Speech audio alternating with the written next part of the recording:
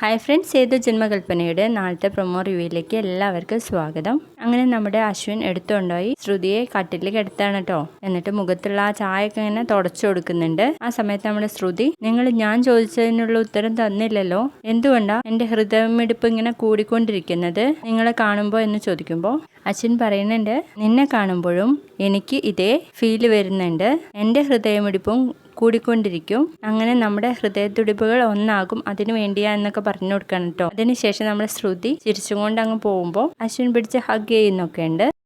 അങ്ങനെ അവർ രണ്ടുപേരും കൈയൊക്കെ പിടിച്ചിട്ടാണ് താഴോട്ട് വരാൻ വേണ്ടിയിട്ട് നിൽക്കുന്നത്. ആ സമയത്ത് നമ്മുടെ ശ്രുതി ആണെങ്കിൽ എൻ്റെ ഷോള് കാണാനില്ല എന്ന് പറഞ്ഞ് റൂമിലോട്ട് നോക്കുമ്പോൾ റൂമിലുണ്ടാവും കേട്ടോ ഷോള്. ഞാൻ ഷോൾ എടുത്തിട്ട് വരാം, നിങ്ങൾ താഴോട്ട് പോയിക്കോ എന്ന് പറയുമ്പോൾ അശ്വിൻ പറയും, നീ എടുത്തിട്ട് വാ, ഞാൻ അവിടെ വെയിറ്റ് ചെയ്യാന്ന് പറഞ്ഞിട്ട് റൂമിൻ്റെ പുറത്ത് ഇങ്ങനെ നിൽക്കുകയാണേ. ആ സമയത്താണെങ്കിൽ ശ്യാം ഇങ്ങനെ ശ്രുതിയെ തെരഞ്ഞു നടക്കുകയാണ്.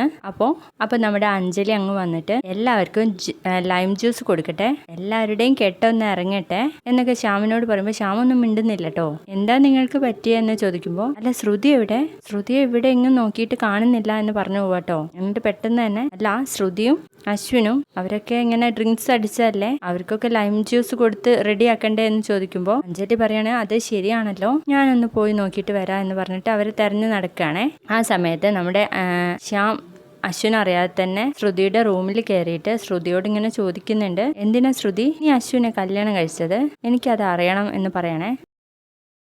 ഞങ്ങളുടെ ഹൃദയമിടിപ്പ് ഒന്നായി എന്നൊക്കെ ആണ് കേട്ടോ പറയുന്നത്. അപ്പോഴൊക്കെ ശ്യാമിന് ദേഷ്യം വരുന്നുണ്ട്. എന്നിട്ട് വീണ്ടും ശ്രുതിയോട് ഇങ്ങനെ ചോദിച്ചുകൊണ്ട് നിൽക്കുകയാണ്. ആ സമയത്ത് ശ്രുതി പറയുന്നുണ്ട്, ഞാൻ അശ്വിൻ സാറിനെ കല്യാണം കഴിച്ചില്ലെങ്കിൽ എൻ്റെ ചേച്ചിയുടെ വിവാഹം